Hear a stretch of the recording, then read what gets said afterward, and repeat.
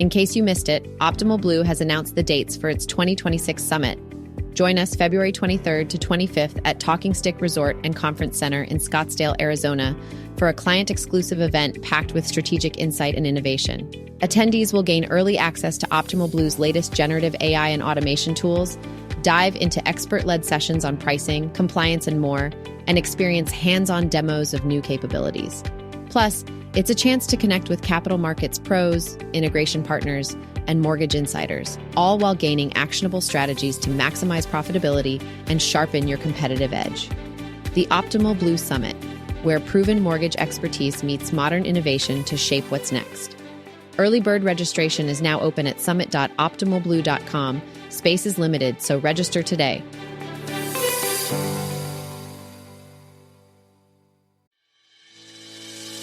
Welcome to Market Advantage, the monthly podcast from Optimal Blue.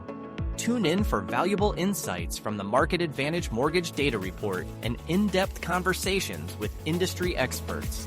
Stay competitive and optimize your advantage in the ever-evolving mortgage landscape. Welcome to the Market Advantage podcast. I have Optimal Blue Head of Corporate Strategy, Mike Vough, co-hosting with me. Our friend and data aficionado, Brennan O'Connell, is actually away on paternity leave. Congrats, Brennan. We're really pumped for you and your family, but we're excited for you to come back as well. That's right. So, Mike, I know you've joined us on the podcast before, and you'll be joining us regularly now, but the timing today is especially prudent, I think, because last month we added a significant number of new data metrics to our monthly report, including an entire section dedicated to the secondary market, which is an area of expertise for you. So to kick us off, why don't you share some highlights from June's data findings? Thanks, Olivia. And I'm going to actually do counter to what people think I would do here. And I'm not going to start with the hedging data and the secondary data. I'm going to come back to that. There are some big takeaways here that I wanted to start with. So first of all, overall volume increased almost 2% this month. And I think the biggest driver here is that we did see rates drop a fair amount going into the end of the month here. To build off that point, OBMMI declined to 6.67 to end the month, which is down 17 basis points from where we started. This is super interesting because it actually moved lockstep with the 10-year Treasury. So the 10-year Treasury was also down 17 basis points, which kept that spread between the two static at 2.43. That's a big one because that is the extra yield that investors require to buy a mortgage-backed asset as opposed to a Treasury/risk-free asset. So the demand for that asset was basically flat month over month. And we've gotten out of a big period where that spread was very wide. So it's nice to at least see it be static. On an origination front, to just go a little bit deeper, our refinance share increased from 16 to 18%. And this is down from where it was beginning of the year, where it was in the mid-20s. But it did increase from last month, which was a nice sign. Purchase activity was flat month over month. And while that might seem kind of ho-hum, compared to how we look at things historically, May to June usually has a drop, anywhere from 4 to 5% in purchase activity as you see the spring buying season start to slow as folks are going on summer vacations and things like that. So to see it kind of flat was actually a good sign in this case. The next data point that I want to cover is percentage of ARMs originated. I want to give a shout out to Jim Glennon and Kevin Foley, who in great detail on this on the last podcast that they put out. We saw the ARM population decrease from 9.1 to 8.81. This typically goes in lockstep with what we see in the industry as term premium. This is typically the extra yield that investors require for a longer dated debt obligation. So for example, typically an investor should require less interest rate for a 2-year than a 10-year, right? There's more risk with that 10-year paper than the 2-year paper. And right now, we see that term premium as 52 basis points between the 2 and 10-year Treasury. Last month, it was 56 basis points. And a year ago, it was negative 30 basis points. That actually tracks really nicely with the uptick in ARM originations that we've seen year to date, and also just the conversations that we've had. We've had a lot of conversations on the trading desk about ARMs. We've had a whole podcast just dedicated to ARMs. So it's nice to see that increase, but we did see that decrease this month. And now I'm going to do the typical Mike Vogt thing. I'm going to jump right into the hedging stats. The big one that I want to call it this month, and this is the second month that we've been showing these stats, is what we call our hedge loan statistics. And this is the percentage of loans that are sold to a specific loan sale execution. We typically break this down between loans sold to the agency cash window, loans securitized as a Fannie or Freddie Mac backed security, or Ginnie Mae security. We have loans that are actually sold best efforts at the point of loan sale, which is kind of counterintuitive, but we do see that happen. And then loans sold to aggregators via a bulk execution. And the big kind of takeaway here is that we saw loans sold to aggregators down almost 3 points month over month. It was 38% the previous month and 35% this month. And it was actually completely countered by an increase in agency-backed share. So if it was up 2% for loans sold to the cash window, and then 2% loans sold via MBS securitization. And that's really interesting given just a lot of the headlines out there. You see the agencies get back a little bit more of that share. Another interesting tidbit from the capital markets / secondary market side was loan sale by price. And this is where we track where folks actually are selling their loans. It seems kind of counterintuitive, but there are instances where folks are not selling to the highest price. There's a number of reasons why that happens, whether that is things such as eligibility mix, things such as representative mix, which means, hey, you want to make sure that each investor has that specific slice of your loan population that corresponds with your overall, right? If you had a specific geo or credit exposure, you wouldn't want one investor to get all that paper because that could impact pricing that you get in aggregate from that investor. So one of the things that we saw here is that folks actually sold to their rank 1 price, or the highest price, 69% of the time, which is up from 68% last month. And any execution sold to the 4th or worst price actually had the counter change. So it was 13% last month and then 12% this month. So we saw price be a bigger factor in like softer eligibility guidelines over the course of the month. Another interesting data point was servicing. So we saw servicing rights decrease in value by approximately 2 basis points over the course of the month. That makes sense because rates dropped. OBMI dropped 17 basis points over the course of the month. And when servicing rights decrease in value, it typically means that expectations of prepays have gone up. And when rates drop like that, you are expecting to see some prepayment activity. We also saw the best efforts mandatory spread increase for conforming 30-year loans up 4 basis points, while the government best effort mandatory spread remained flat at 13. We did see purchase pull-through rates increase of about 170 basis points to almost 85% pull-through. That's really interesting given the fact that rates dropped this month. So I think what we potentially could be seeing there is folks that are maybe locked into long-term rate obligations. Think of 120, 180 day, maybe even 360 days of a rate lock, especially if you're a builder. And you could be seeing folks take advantage of float downs, and so you don't see that come out as true fallout. Now, any good hedger or any good cap markets team is going to probably still count that as a fallout in some ways, because that's a soft fallout. It doesn't really leave your position, but you do have to change your hedging strategy to account for that, right? Like getting out of a higher TBA coupon and moving into that lower TBA coupon does have a hedge cost associated with that. So you will see folks account for that. And we did see also refi pull-through also increase to 62.6%, and that was up about 30 basis points. I'm going to flip back over to the production side just to round this out here. We saw conforming loans make up 53% this month. That's up 110 basis points from last month. And so we could be seeing some of that flight to those more affordability-focused programs the last couple of months start to trend backwards now. We did see decreases across FHA loans down about 80 basis points, VA loans down about a basis point, and we saw non-conforming loans down about 2 basis points as well from a share percentage. We saw FICO on average remain the same. It barely increased, moving from 732 to 733. We saw the average loan amount basically flat as well, barely changing about $50 over the course of the month. And we saw first-time homebuyer stats effectively flat throughout the course of the month. The last one I want to hit is expanded guidelines. This is our non-QM and kind of non-agency catch-all bucket.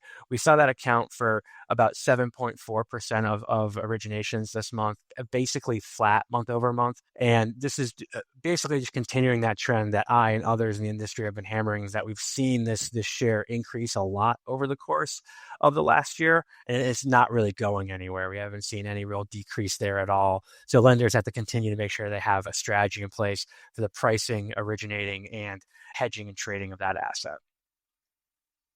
Right. Thank you, Mike. And I think this is probably a good moment to remind folks that there's a lot more data available in our complete market advantage report, and you can subscribe for free on our website. We will have that link in our show notes. It's time to welcome this month's guest. We have Rob Kessel joining us. He's founder of Panoramic Capital Advisory and Consulting. That's a professional development organization focused on capital markets training. Rob, welcome to the Market Advantage. Thank you very much for having me.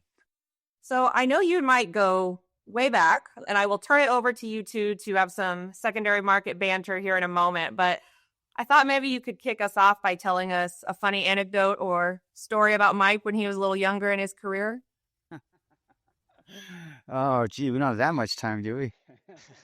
No, I've been super fortunate. Back when we worked at Compass Analytics together, we brought in a new team of some of the best and brightest. Mike is exhibit number one in that vein. It's been such a pleasure working with you through the years, and how quickly you picked up stuff and excelled at it was just amazing and wonderful to watch. So, Rob, maybe a good place to start would be telling us a little bit more about Panoramic and what you and your team are doing over there. After selling Compass Analytics, I took some time off and, ultimately decided that complete retirement just wasn't for me, and, just wanted to be back in the industry and rekindle a lot of relationships, and looked where was a good fit.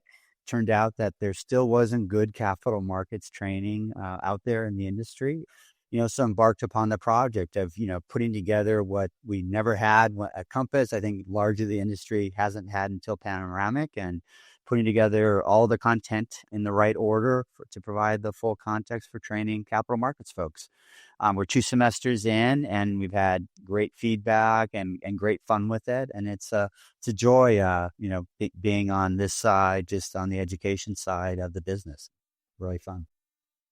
Rob, to build on that, I always tell folks that it took me, while you said I picked it up quick, I think it took me at least 2 years to kind of put the pieces together. And you would learn maybe step 3 or step 7 or step 10, and then you would figure out step 1 like 6 months later. And then when you figured out that, all these things add together to tell the full cohesive story of like how capital markets and the mortgage, manufacturing process like tie together. I always tell people it was like a light bulb. Like I almost feel like that came to me when I was reviewing maybe some of your training material on the Metro one day, that it all snaps straight. So it's really awesome to see that the class is set up in a way where it's sequential to build up on top of it. I don't know if you've gotten any feedback that is similar to that, or if you want to expand upon any of those thoughts there. Well, it's, and I appreciate those kind words, but there's so much jargon in our business. And, there's this whole foundational approach to where understanding the participants in the industry and the roles they play, but, very importantly, the jargon that's used, and then figuring out how to, rewind all the way to the beginning and just lay down the necessary foundation so that when you need to reference something later on, there's an understanding of what it is you're referencing. And there's a couple of my compadres, James Baublitz and Gary Mellis, have participated in the sausage making of the class. And there's lots of arm wrestling around when we could introduce a topic and how deep we could go in a topic. And I think it's been a pretty fruitful exercise in how we put it together. No, that's awesome. And I think that's probably a good segue maybe to some of the topics that we wanted to cover today. So we recently, in our Market Advantage monthly report, we added some secondary marketing focused data points. And we thought there was nobody better out there to talk to about these data points than yourself. So one of the first ones that we really wanted to bring more of a light to is the best effort mandatory spread. And I remember when I was first getting started, this concept was very foreign to me. I'd never heard of a concept like this before outside of mortgage banking. So I was wondering if you can kind of first give us your interpretation of that spread and what that means, and then we'll dive a little bit deeper from there.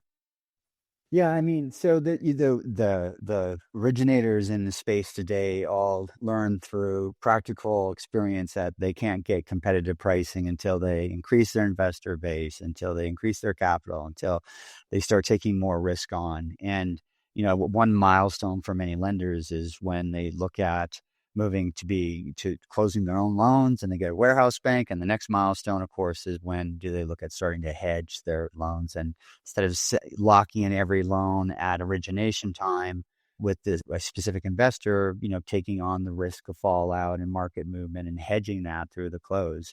When you go out and explain that kind of milestone to lenders, they're always saying, well, what's in it? Why would I take on that risk, right? And, certainly the best measure of that risk is what is the difference in price that you can, receive selling a closed loan versus selling a loan on a best effort basis when you lock it in.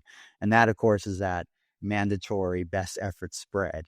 And, as you know intimately, there's a lot of noise in that. Certainly locking a loan in for a 45-day lock when you accept the lock from the LO versus selling a closed loan on a mandatory 7-day delivery, that creates some noise in that number.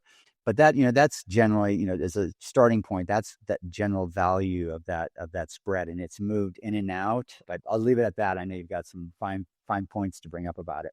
Yeah, and I think that another way to think about it is that premium for like who's managing that risk, right? So in the best efforts world, the buyer or the investor of the loan is they're susceptible to fallout, right? They're susceptible to interest rate risk on that loan post agreeing to a price, where the lender then if they take that risk on, they're incentivized for it with that better price. And there's a variety of reasons why. You touched upon a couple with the different delivery terms, but there's different things that kind of pop in and out of that best effort price that occasionally actually sometimes have it priced through mandatory. I don't know if there's anything, any like tips or tricks that you've noticed over the years of like different scenarios where that happens.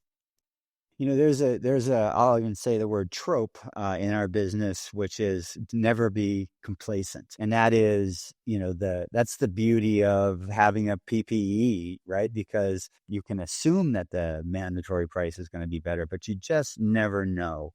Really best practices would be that you would look at every best effort execution the same time you're looking at your mandatory execution. Just different investors have different appetites, axes for different products at different times, and one shouldn't be complacent. So to your point. Yeah, love that point, and that's something that we really push on like on our clients from a best X perspective and a hedging perspective, is making sure you have every execution possible. And sometimes when we're working with different lenders, they might have a mandatory execution and a best effort execution for the same lender that they're using throughout the life cycle of the loan, whether it's that front end pricing all the way to loan sale. Because sometimes you see things where maybe there's a better spec pay up in a best effort price, or maybe there are some lenders who have different pay ups for things such as like a CRA ax that comes in through the best effort rate sheet. One of the things that we've actually started tracking is the split of loans that are actually sold best efforts at the point of loan sale, and we see that number somewhere in that 2 to 4% range, which is enough that everyone should be including that in their best X, even if it's a onesie or a twosie there. If it's additional basis points, everybody needs that right now. Rob, is there any type of magic number out there for like a best effort mandatory spread that is like, hey, this is the screaming hot time to do this if you're not doing it? Can you any like rules of thumb there from your perspective? I think like the long-standing, 30-some year assumption, generally still is relevant, 25 to 40 basis points. But, it's with the improvement in technology and all the things that have happened in our business, including loan level valuation and bidding, and to your point, CRA being passed through, maybe in some cases through best effort. Those are all things that kind of throw that that assumption on its head, right? And so lenders still have to look at, what is their cost to hedge? It's going to be at some level of volume play because that cost will be spread out over the loans. And then, work through this 30, 40 basis point kind of number. And, as we know, it's not, you can't guarantee what that spread's going to be. And there certainly are conditions where it's much better, and there are conditions where it's much less. And, I'd say the last point I'd make is the move of the industry towards the whole loan bidding format, has taken some of that best effort mandatory spread transparency out, because, there are many investors that maybe only buy through just that bidding process. So it's added some challenge as well as opportunities, clearly. Yeah, definitely. It has, back up a couple of years, every investor had their rate sheet that was out there that you could. I remember one of the first things that Compass was build our standardized, LLPA template for all the different investors. That was, every investor had their own grid or their own type of an adjustment for MSRs or spec payups or things like that. And it's moved now to a world where they have like these living, breathing, dynamic models that are moving with the market every day. And every time you send out a loan sale, they're getting different pricing there. And so the technology there has been, it's really improved at the point of loan sale. I think you're starting to see people start to move that further up in the manufacturing process. So you see some investors who are using those models for mark-to-market bidding. And I think you'll continue to see that kind of move more towards the front of the originations process to put that best foot forward for folks. You've almost seen some of that best effort mandatory spread maybe move to secondary GL in some cases because there's not as enough price discovery for the front end origination. Yeah, it's one of those rare things where the G&L moves to secondary and not to the loan officers and the branches. So yeah, I mean, it's still, I think you still have that risk. Like let's say you're just doing best efforts and your strategy is to give loan officers the best of the best efforts. I mean, I know as hedge advisors, this is something that gives us, indigestion when our clients want to do this kind of thing. Because, what happens that lender on that day might be priced very aggressively, but, if you're hedging that loan over the next, 45, 60 days, then who knows if they're going to back out. So there's always this kind of like, how far through is the best price compared to the second best price? And then, you want to do right by your LOs and give them the most competitive price so they get the business. But if it's too far through, it's not in anyone's best interest for secondary to lose money by, giving too much away, right? And I know that you know that intimately, and I'm sure you guys have pretty cool technology to help manage that. Yeah, it's one of those things where, the ability to kind of take a little bit of the guy who's sticking out, but also kind of grounding yourself to like where the majority of your pricing lives is really important to Rob's point there. Like the certainty of what you price on day one and your expected profitability is all correlated, right? It's I've said this on this podcast before. It's like an X minus Y equals Z, right? And so if your X is very, very high and your Y is stable, well, then your profitability, which is Z, is gonna go up or down based upon that. So if you have this starting point that's kind of sticking out, it's very difficult to make sure that your Z is predictable. And with things that we do on rate sheet tools and different things with blending of pricing, we have a lot of interesting options there. But to your point, if pricing best efforts, there's a lot of kind of like murkiness there in terms of like what is going into that price and how you track it and how you pull it apart, and it makes that GL attribution very difficult because the best effort spread changes every day. So it's a big hurdle for folks. On that point, I think we mentioned this a little bit during the conversation already, but another kind of like data point that we've started looking at is pull through. So was kind of hoping we would go through kind of a little bit the same exercise. If you can kind of give us, your opinion on what pull through is, and then you and I can kind of go down memory lane of some of the things that we've worked on over the years on pull through. Well, I clearly if you try and simplify the hedging proposition, not 100% of every loan is going to close, and you need to, back off your hedge enough to where you're not over hedging, and certainly not the flip side either, under hedging the loan. And of course, that pull through is the assessment of the behavior of the borrower or the probability it will close, right? And to the extent you misspecify that, to the extent you fail to keep it updated, then you end up with, hedge mismatch, right? And sometimes if the market sells off, that could be a win, but no one wants that win, right? They want a predictability of performance. They want to, be on top of pull through. And so, that's obviously the objective and the concept.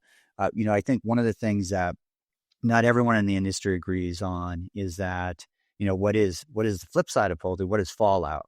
And, so one of the things that I think, and certainly in early days, you and I spent a lot of time talking about is that, hey, there's a type of fallout when there's a loan renegotiation, right? That, if pull through models to prevent hedging losses, well, even if a loan closes, if it renegotiated, there was a hedging loss, right? Your loss on the hedge stayed the same, but if you renegotiate down in rate, your loan gain has evaporated or largely evaporated, right?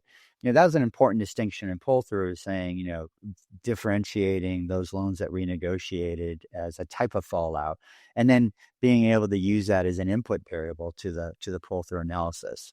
Certainly that was the one, I think an important area of pull through analysis. And, clearly the sky's the limit these days as people pay more attention to a lot more data and AI writ large, right?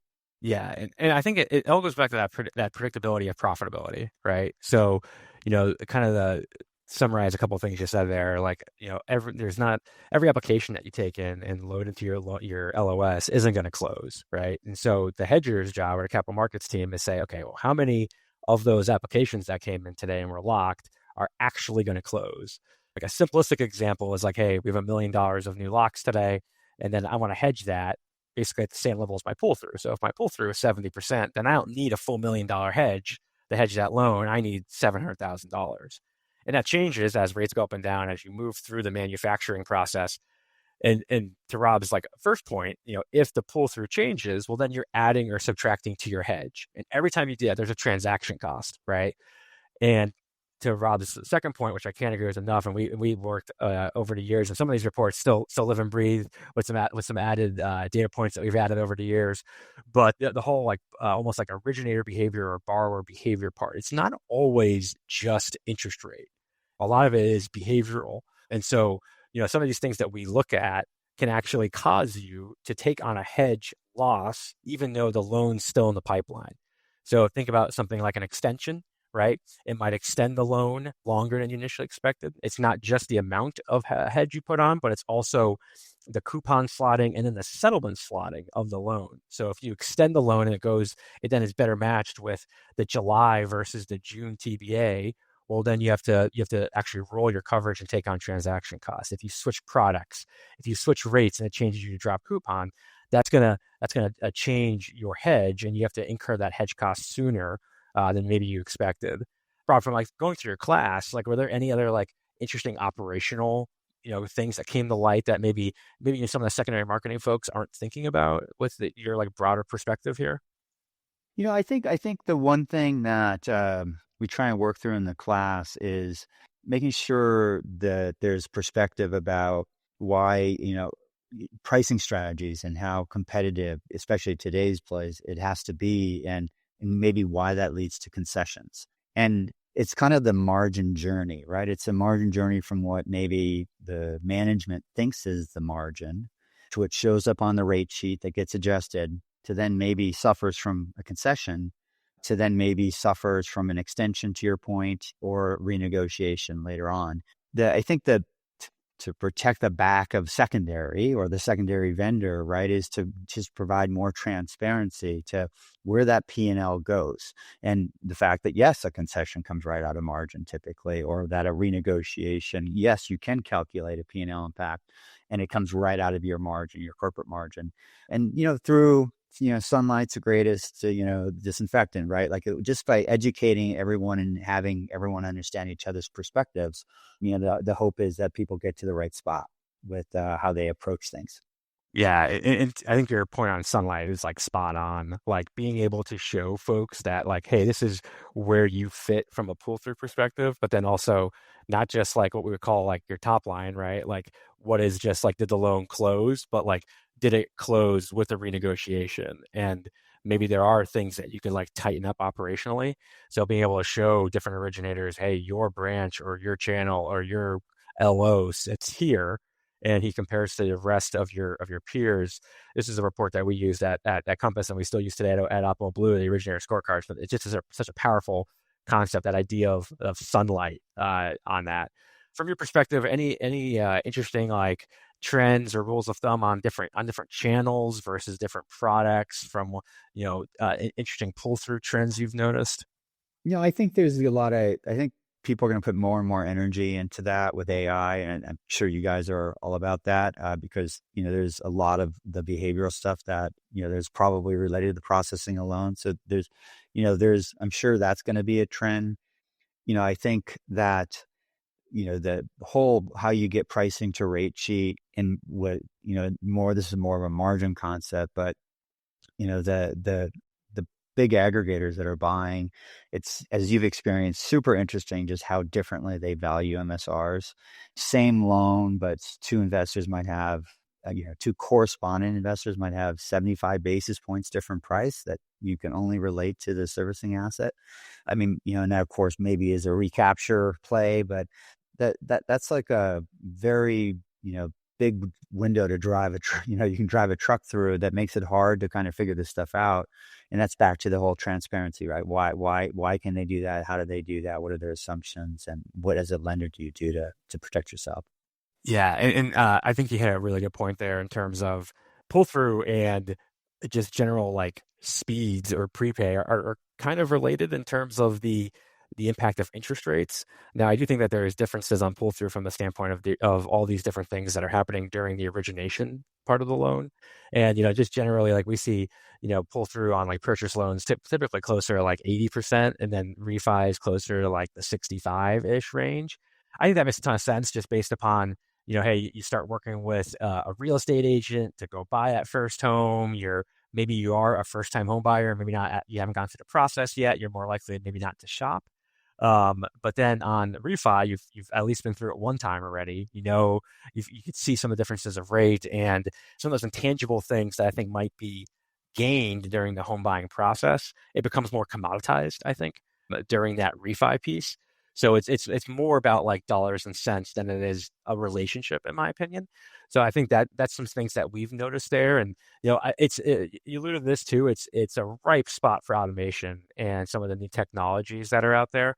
We just got out of our hackathon. There was another podcast from Optimal Blue that just talked about that, and it was a ripe subject of our hackathon of like what we could do with AI and large language models and machine learning models to figure out how to crack that nut, because it drives such a huge piece of profitability, but it's still one of those dark arts. I feel like in a certain extent, like it's one of those hey, you think it's a science, it really should be a science, but it does take a capital markets professional to kind of look at previous data and be like, oh, okay, this makes sense because rates have trended up and we haven't seen down rate shocks, or I don't have enough sample size and certain moves. There's a lot of human intuition still in pull-through modeling, but I think we wake up in 2 or 3 years, maybe even sooner, and I think it's going to be a very different state of the world there. Yeah, I think the funny thing is the wholesale purchase and refi pull through has largely been those numbers for 30 years. So one, I think the benefit of transparency is going to provide data and information, which I think will actually be implemented as workflow changes. That's going to start to impact that pull through. Like if you have events you can identify, what can you put into your LOS? What can you feed your LO that can now start to actually change the outcome of that pull through? And I think that's, once there's more transparency and discovery of what's actually impacting pull through, the next wave will be, okay, now we're going to do something about it. Yeah, and I wish I could give more detail, but you like highlighted the number one winner of the hackathon there. So you're going to see something from Optimal Blue more on this to come here. But just using that as our segue here to the next topic, before I give away any like company secrets on the podcast, I wanted to touch upon loan sales, right? So when we talked about the best efforts to mandatory spread conversation, it kind of culminates with this decision that a lender has to make. the lender has to make a decision on how to get rid of that loan. Like a lot of these lenders, especially IMBs, they borrow from warehouse banks overnight to fund the loan, and then they need to go out and sell the loan to actually pay down the warehouse banks, and then do that 1,000 more times. Depositories have a little bit more wiggle room there, but the choice of how lenders sell loans and the different delivery methods is a really important strategic conversation and decision lenders have to make. So Rob, I was wondering if you can give us some insight into just, some of the different delivery methods and how lenders sell loans today. Well, I think I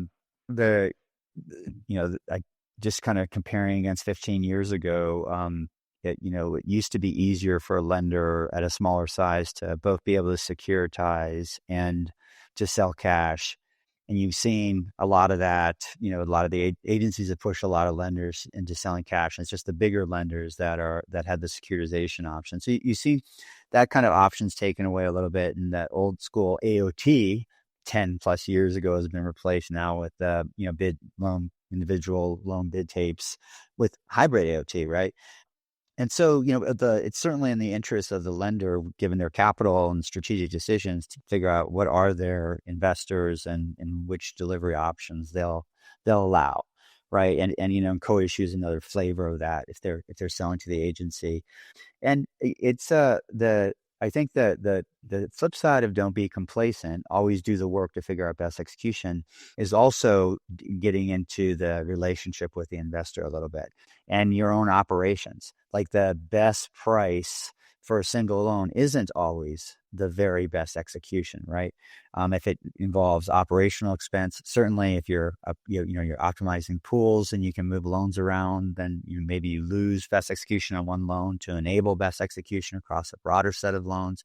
And there is the importance of the investor relationship. If you listen to the aggregators out there, they certainly represent themselves in the value of a good relationship where it's not always everything price.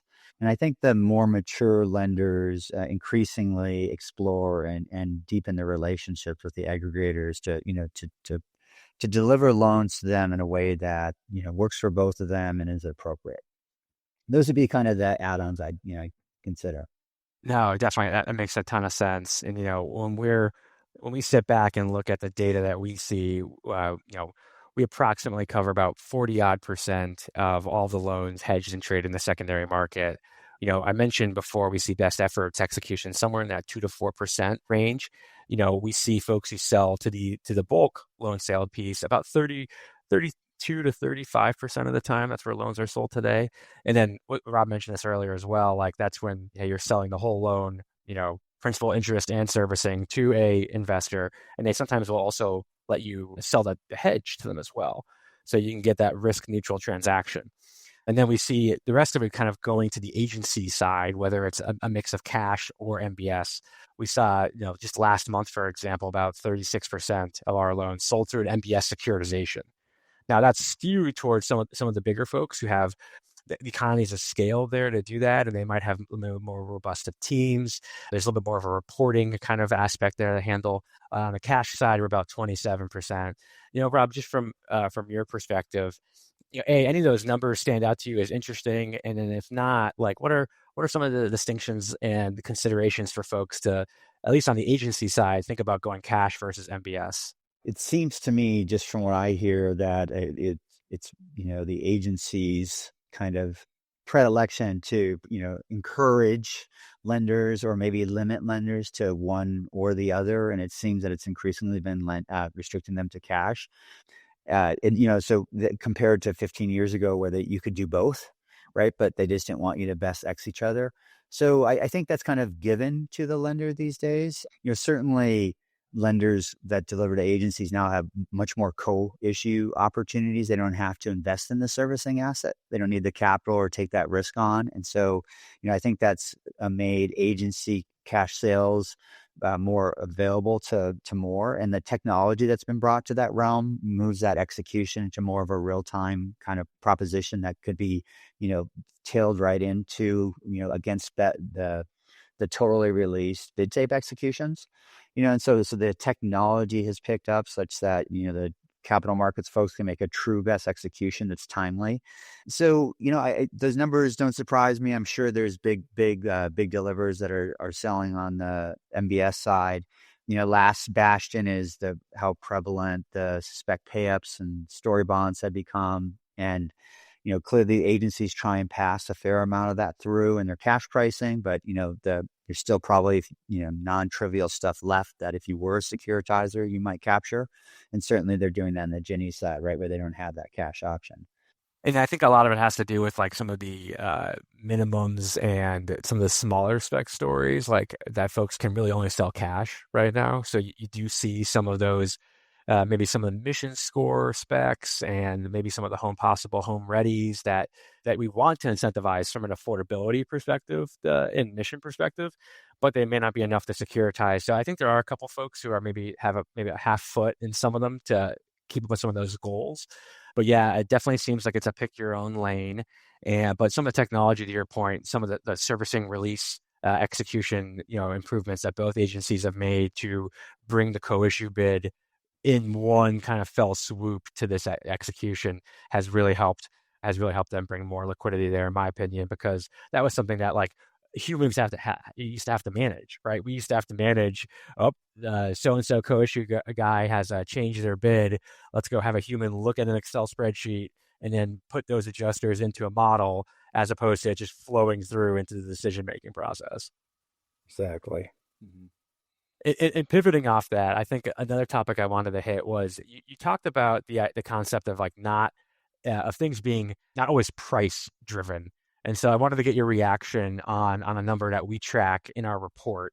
So in our report today, we track how much of the loan sales are actually done at the best price, with the idea here that some of the things that you mentioned on a relationship standpoint do impact things. So last month, we had this quoted at 70% is actually sold to rank 1. And then it actually was, it was basically 8 and then 9% and 2 and 3. And then the rest of it was actually in rank 4. So rank 4 or lower being the second highest kind of like grouping from our reporting standpoint. I was interested in your perspective on that. And, if there were other things that maybe outside just relationship that could potentially be impacting this trend that we've seen. But it surprised me that it's 70%. I mean, I think that I would almost expect it to be higher just because of how tough, it is right now to compete. I think that that this is another ring out for complacency, that, there's a lot of assumptions that are made. And, I think that you can, I think if I recall correctly, you can actually with your rankings, monetize that difference exactly. Like it's back 17 basis points, right?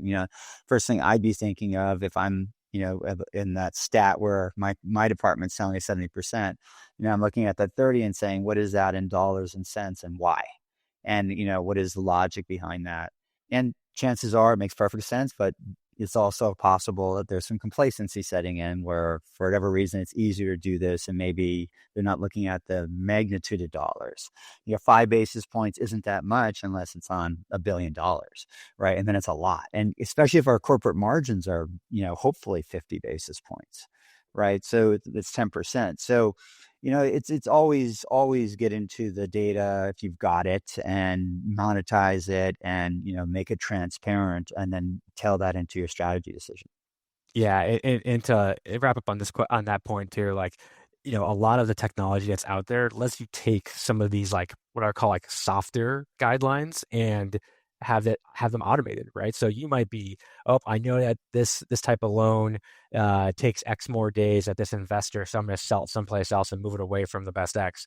A lot of those things can be easily programmed or configured in technology out there. Optimal Blue is included, especially Compass Edge, so that you don't have to do that manual thing. It will slot there based upon your eligibility criteria or your operational process.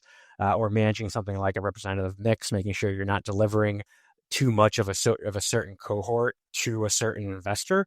Back to that relationship point, right? You want to give them a full view of your entire business and origination process. So there's things there to make that easier. And then another thing to consider too here is if you're moving that loan away at the point of loan sale, that probably means that you were marking it to market and maybe even coming up with pricing for it at the point of origination that was not as accurate as it could have been. So it could have made your X in that formula I talked about earlier higher than you really should have offered previously. And it could look like a secondary loss. We talked about secondary gains earlier, but nobody wants a secondary loss either. So making sure that everything is aligned between the loan sale to origination is a really important point.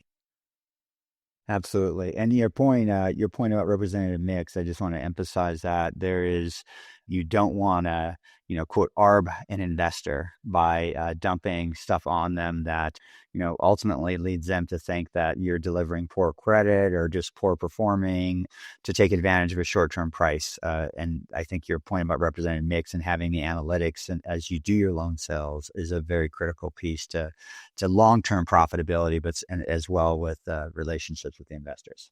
Yeah, nobody wants to get ARB'd. If someone thinks they're getting ARB'd, they're going to probably decrease their pricing. So you don't want to let the short-term dollar signs impact long-term viability. So I have the unfortunate job of keeping an eye on the clock. As much as I hate interrupting you two, I think, Rob, it's probably safe to say we would love to have you back again in the future because I know there's so much more you and Mike could chat about. But I do want to end by asking one more question of you, Rob. So we ask every guest what we call our bonus question. So that is, what is one thing, in your opinion, that you think lenders should be doing today to maximize profitability? 100% honest, completely transparent, beginning to end margin, actual realized margin tracking. Short and sweet. I like it. So, Rob, thank you so much for joining us, spending time here, sharing your knowledge. And to our listeners, if you'd like to learn more about what Rob and his team are doing at Panoramic Capital, we will be sure to put a link to their website in our show notes so you can learn more. But in the meantime, take care. Is your technology vendor selling real solutions or just the idea of them? Too often, companies pitch big returns, offer free trials, and promise seamless automation, only to reveal during implementation that the tech doesn't actually exist. At Optimal Blue, we take a different approach. Our AI-powered automation is already live, already delivering, and already saving lenders real dollars. We show you exactly where the ROI comes from and how it reduces risk. No vague timelines, just proven technology that's working in production today. AI at Optimal Blue isn't just about delivering software. It's about empowering lenders to make smarter decisions, operate more efficiently, and stay ahead of the curve. Built around real capital markets challenges, informed by direct engagement with thousands of clients, and focused on delivering measurable value at no additional cost to clients. While others talk about AI, we're delivering it. Innovation that delivers for your bottom line. Learn more at optimalblue.com.